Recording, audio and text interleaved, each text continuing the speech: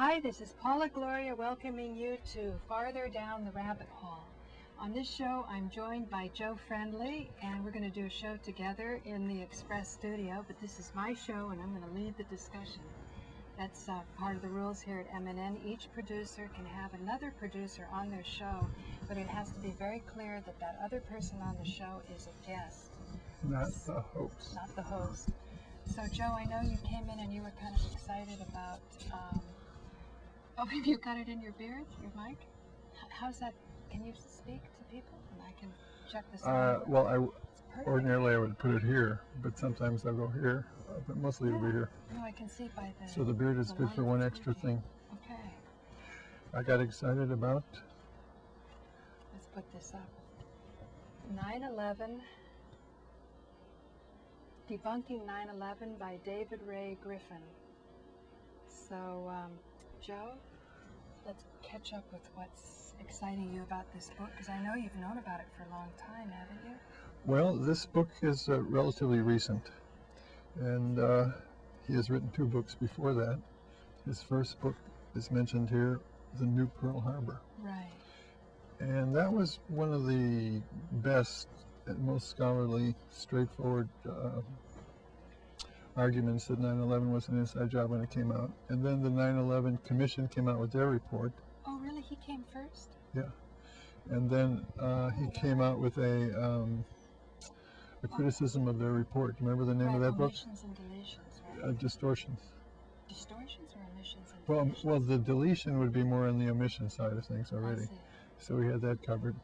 But it is a major argument, as you're pointing out, of what gets left out. Right, right. And I was excited about this book because Amy Goodman relied on popular mechanics, and this book is the best rejoinder to popular mechanics. You've And been a little strong with Amy lately, I must say. on your show today, you said you're so happy to hear that Amy has embraced the idea of a new investigation. Right, that's what I heard. Is that not true? I think that's true, but I think you got it from me. Oh, okay. I got it from So there. I'm not right sure. At the source. But the latest I heard was that a good friend of mine who's a dentist, who I talked to as recently as yesterday, who's living in California, when he came to New York City, he personally handed Amy Goodman this book, another copy. You heard it here, folks, on Rabbit Hole Central. And I said, well, why does she listen to you? Morty is his name. He's a retired dentist. And he said, well, when she would do her speaking tours, he would be the one to drive her around afterwards, just voluntarily. And so he became part of the team that way. So this book really tears up popular mechanics. And I've already read that. I'm just beginning his chapter on tearing up the NIST report. Now, what do you think NIST stands for? Standards and something? Technology. National Institute of Standards and Technology. What does it sound like to you? Like if they come up with a report, this is... Well, they sound official, and like you say, people with suits and ties that, you know, our society respects. You know, I think this thing should be more on this side. Oh, okay. But this is what I want to read, an answer to that question. This is the beginning of a 100-page attack on their reports. But I just want to read the first 2 pages of, we're talking about page 143. Okay. Has the NIST report debunked the theory of controlled demolition? NIST, National Institute of Standards and Technology. Incidentally, let me just play off one more point here, is that the title of the book is a little tricky. When you describe it to other people, most people don't get it. You have to be an insider to understand the title. Can you read it? Debunking 9/11 Debunking. See, people have no idea where to go with that. Right. It's about time. So I have to say, first there was 9/11 debunking. Right. And this is a debunking of that. Right. Okay. So the question is, the NIST came out with their report, then it was challenged, then they came out with answered to frequently answered questions, frequently asked questions. And the question is, did they do a good job on that? But here's the point is... Oh, you know, before we race on to that, when you were saying the subtlety of the title, Debunking 9/11 Debunking, I remember I was thinking twice about the Holocaust denial because people were calling 9/11ers like us 9/11 deniers. And I thought, how could you deny that the towers came down? How could they even claim that we were 9/11 I wouldn't even have imagined that tactic to attack us with. Yeah, right. We're not denying it. What we're saying is that there was a mystery and that we solved the mystery and the other people have been conned and duped. Well, I haven't solved it because I still really don't understand how it came down. I'm always eager to get more knowledge. I mean, I know for sure the official version, the official conspiracy is the most outrageous, so I certainly don't go with that. But I always tell people I'm always eager and thirsty for more knowledge, and I like to be in environments where I feel that that's welcomed and not shunned. So that's kind of where I'm at. And now we're going to see if my choice in reading is up to what I'm claiming. I'm saying that this guy's writing is wonderful. Okay. The National Institute of Standards and Technology, so that's what it's called, often simply called NIST, was given the task of providing the definitive explanation of why 3 buildings of the World Trade Center, WTC 1 and 2, the Twin Towers, and WTC 7, collapsed on September 11th.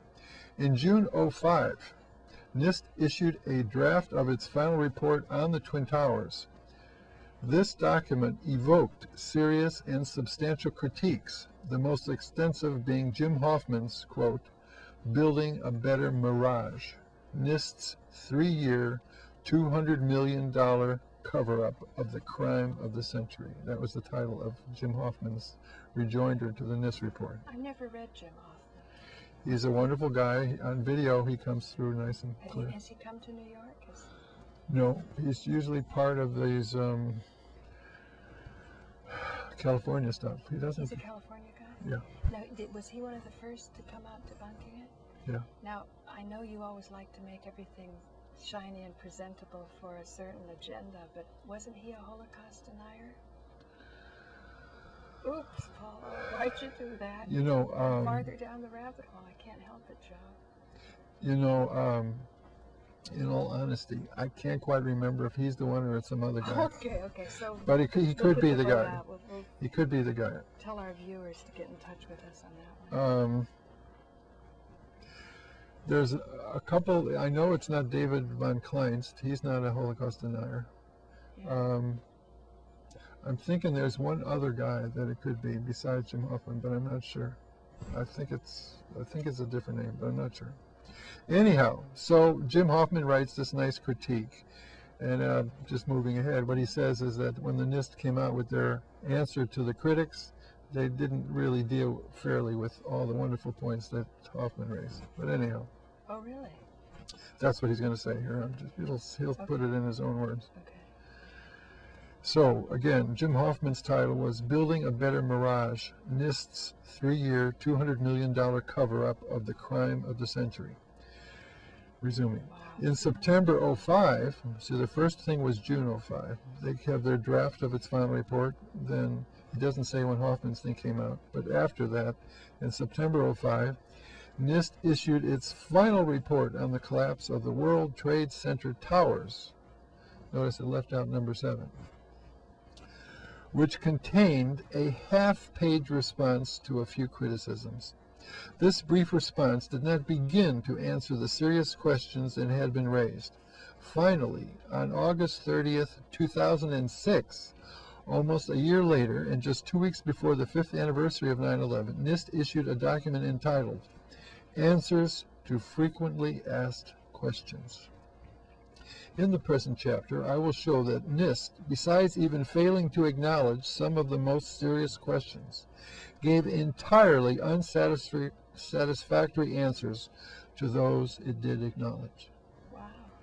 Readers previously unaware of the problems in NIST's position will probably be less shocked by its performance in this document if they are aware that NIST was no more independent of the White House than the 9/11 Commission.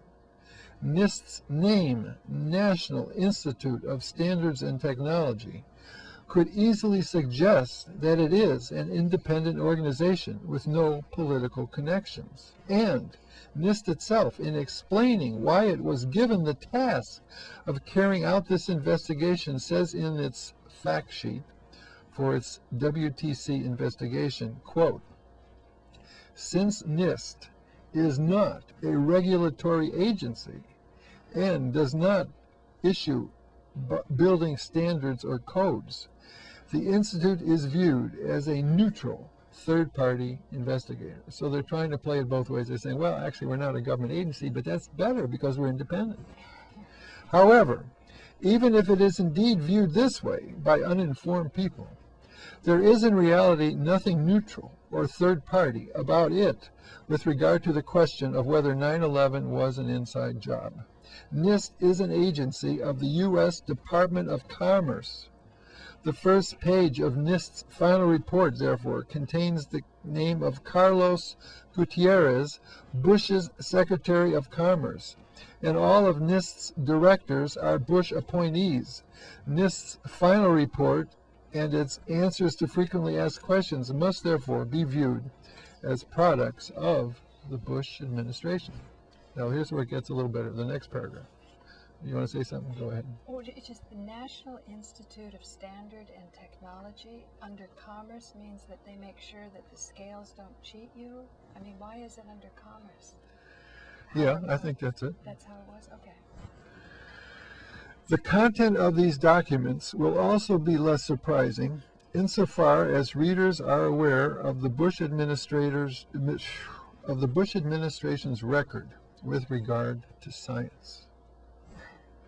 Already in 2003, the editor of Science spoke of growing evidence that the Bush administration has undermined the scientific integrity at federal agencies by, quote, invading areas once immune to this kind of manipulation, unquote.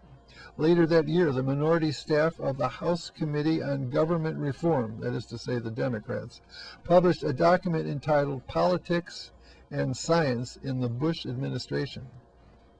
It described, quote, numerous instances where the administration has manipulated the scientific process and distorted or suppressed scientific findings, unquote. In 2004, a statement accusing the Bush administration of engaging in distortion of scientific knowledge for partisan political ends, unquote, was signed by 62 renowned scientists. A year later, or by December 2006, this statement that accusing the Bush administration of distortion of scientific knowledge for partisan political ends, in 2006 of December, this statement had been signed by over 10,000 scientists, including 52 Nobel laureates and 63 recipients of the National Medal of Science given by the government. You mean saying that the towers? No, saying that the Bush administration has corrupted science where it has touched it. Oh, it would be nice to know and so which NIST, parts. well, what he's... NIST was involved with all of these? No.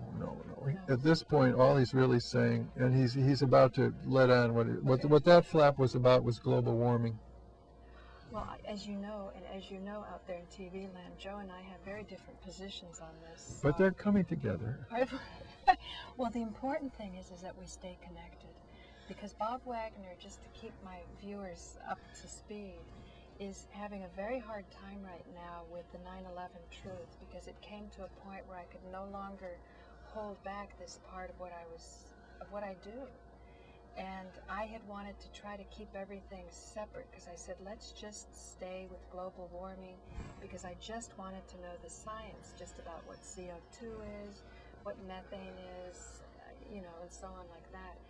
But it came to the point where I couldn't do it. I said that in order for him to have more empathy with the soul of New York, he had to understand 9/11. And also he had to understand liberalism. So he wanted me to give him a Liberalism 101 class. And so I gave him the George Bush unauthorized biography. And being that he is a free market person, he is a capitalist, this was tough for him.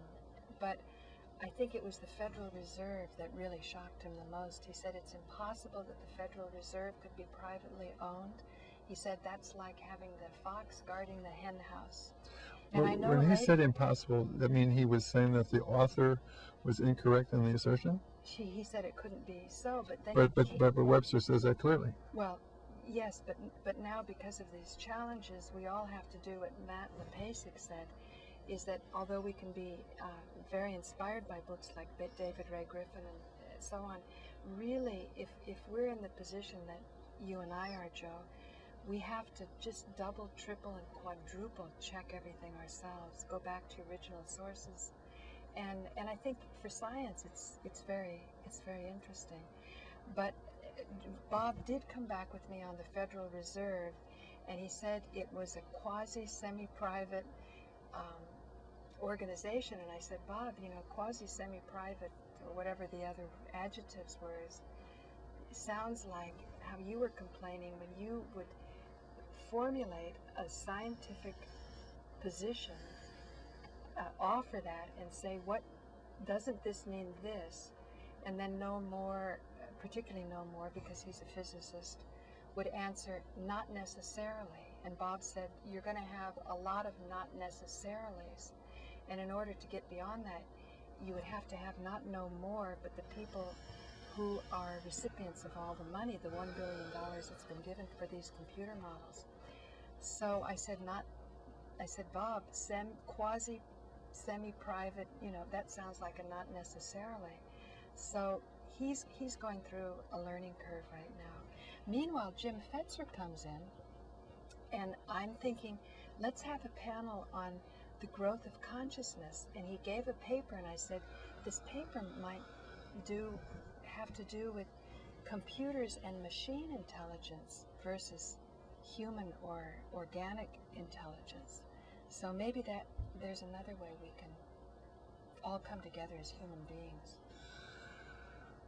That's just a thought. Well, as far as the issue of the Federal Reserve, my own contribution on your analysis is that the question is the ownership and control of the Federal Reserve Bank in some legal constraints in whatever it calls itself? Are its leaderships, the people who run it, who make the policy decisions and the day-to-day decisions, is their orientation to serving who? The public, the banking industry, the rich few, the economic well-being of the nation? You know, what actually is their obligation? And personally, I think that it is not an obligation for the well-being of the nation, except insofar as the well-being of the nation, they say, is the well-being of the rich few. Right, it should be for the nation. And they might even be into playing games like having the big stock market dip and the rich getting more and the right. Yeah. But I think people out there in TV land, I think part of it is that people have to wake up.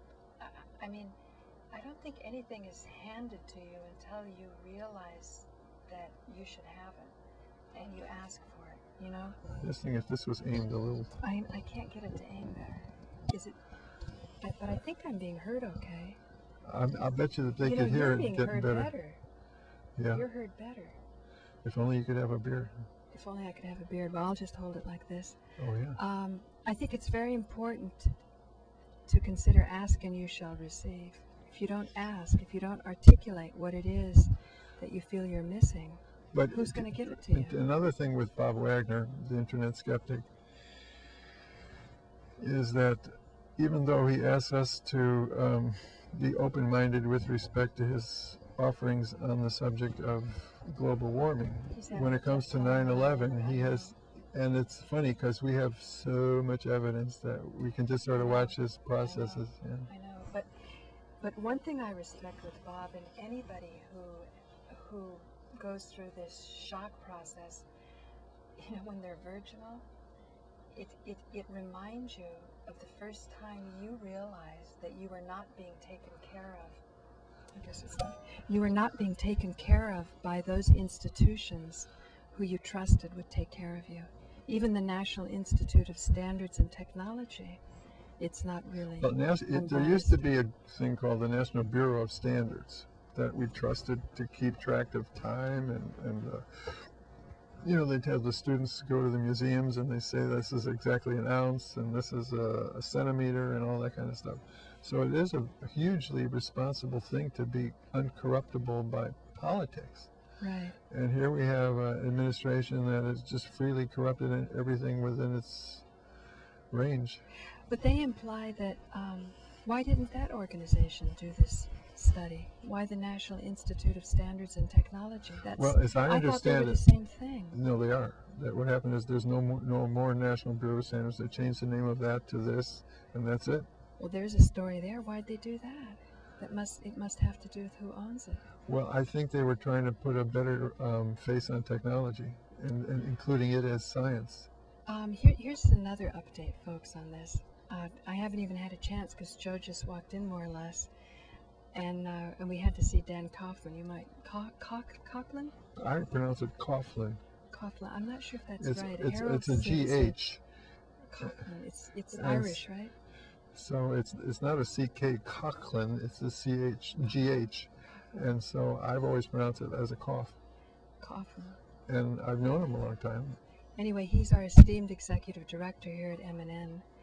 And before we go into why we were talking to him, I wanted to say that Walter Burien was a man that we saw down in Arizona. And I don't know if, Joe, if you went to that particular meeting. No. But I loved what he had to say. Walter Burien was saying that there's something called a comprehensive annual report. And that shows that governments make more money, not from taxes, but from their investments in many things that we think are owned by all of us. And that this push towards privatization is not such a big deal because it's practically been privatized anyway. So he's going to talk about something called a comprehensive annual report. And when I first put this video up, I sort of have a retail feeling because I used to have a little wicker shop in Berkeley, and I used to know what would sell and what wouldn't. I'd have a feeling of what my customers liked. And this video was like dead in the water on YouTube. So I went to Google, I put his name in YouTube, and usually it's enough to just put the person's name in YouTube, and you find it. And when I found it, the search engines picked it up because I had it labeled My Fave Vid, you know, because that's the net lingo. Fave, F-A-V, and Vid, V-I-D. My Fave Vid at 9/11, Arizona 9/11 Truth Conference. So I knew this was mine. And then a brief description, because that's how the search engines work. They pick up a few keywords. So I clicked on it, and it goes over to a rock and roll video. So then I complained to YouTube, and I get an answer back saying, well, it's in the related. So they put it in the related 30D, but that still wasn't doing it. And I said, well, you know, it takes a long time to communicate to YouTube and then get an answer back from Bangalore or wherever. So I said, you know, I'm going to get on with my life. Incidentally, DeAndre and I had one, and you clicked on it, and you go to a lady who had absolutely the opposite position that I do on mammograms. So I knew that there was something up. But the other day, Walter Burien comes to the top of Google, so it's proper, Walter Burien, B-U-R-I-E-N. He comes up on the top, and after all these months, Walter himself answers me. And so we've had a discussion, and he's going to be a caller. Great. Yeah. Oh, that's good news. Yeah. So stuff's happening. Now tell people before you go on just why we were talking to Dan, because we've cleared the air about me asking for money. Well, I was concerned on today's show that you said you asked people to contribute to your 501c3 charity, the Concordia Foundation, and I thought, oh my God, she's soliciting money on public access. They're going to take away her show. Right. And I asked some of the help here, and they thought that was the rule. And then they asked their supervisor, and he said, no, if her 501c3 is listed, right, then it's okay. And everyone was amazed. I stood corrected. And then we were going to confirm it by making sure at least that it's on file with M&N. Yeah. Right. I just want to say the charity that I created was created in 1996. When I was married to Vincenzo Santiglia, and I was living in Cyprus trying to build an eco-village. And we putting it in the 501c3 was actually the first step in bringing it offshore. And we didn't do anything illegal. We were just involved with, I think it's illegal to avoid taxes, but not to, there's two words, avoid and minimize. But anyway, that's what we were doing. And then it was going to go to another corporation or charity in Denmark. But after it got put in this charity, I said, you know what? It feels good to have it in the charity. I don't need any more money than I have right now. Let's just keep it in the charity and I'll start doing work that way. And then, thanks to Alan's brother, Bruce Steinfeld, I was able to keep my website up, even though it was pretty much dead in the water. It probably got 4 hits a year. But because of that website, I go very high in the search engines. A lot of people, you know, they couldn't afford the $35 a month, so even though they had a website 5 years ago, they haven't kept it going, and so they don't have the benefit that I do. And that's part of the reason that I'm very high in the search engines, and I'm getting several thousand hits a day. So I'm trying to do shows now. Before you came in, I was going to do one about YouTube, to navigate around YouTube, but anyway, that's that. Well, where's the Have counter? a minute. We'll go to 29. You have 1 minute left? 29. It described numerous instances where the administration has manipulated the scientific, then there was 10,000 scientists that said, and here's this picking up where we went off, if agencies of the Bush administration would produce flawed scientific analyses to promote the administration's agenda on issues such as the environment and Iraqi weapons of mass destruction, as those studies do show, then it would hardly be surprising that a Bush administrative agency would produce a scientifically flawed report to rebut evidence that this administration was responsible for treason and mass murder. Wow, treason and mass murder. That's the part that Bob Wagner he can't get his head around it. He just. So this book just goes through it, and he just deals with every issue very painstakingly, very clearly. Right. So I got excited. Between Jim Fetzer, me, Alan Steinfeld, all of us, I think, you know, Bob will stay in the loop, and he can't avoid this. You got Alan to believe it yet? He's still sort of fence right. He'll go to the UFOs. We only have 30 seconds. I want to thank you for tuning in to Farther Down the Rabbit Hole. My name is Paula Gloria. You can catch me on youtube.com/Paula Gloria, and also on rabbitholecentral.tv. We're still working on getting the streaming done, but we will, and we'll get feedback from you because it's all about the interaction. So we have 10 seconds. Any last thoughts?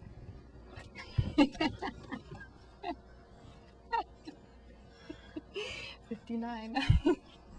Okay, here I'll. Black. All right. I think you have a more sensitive mic. I don't know the answer.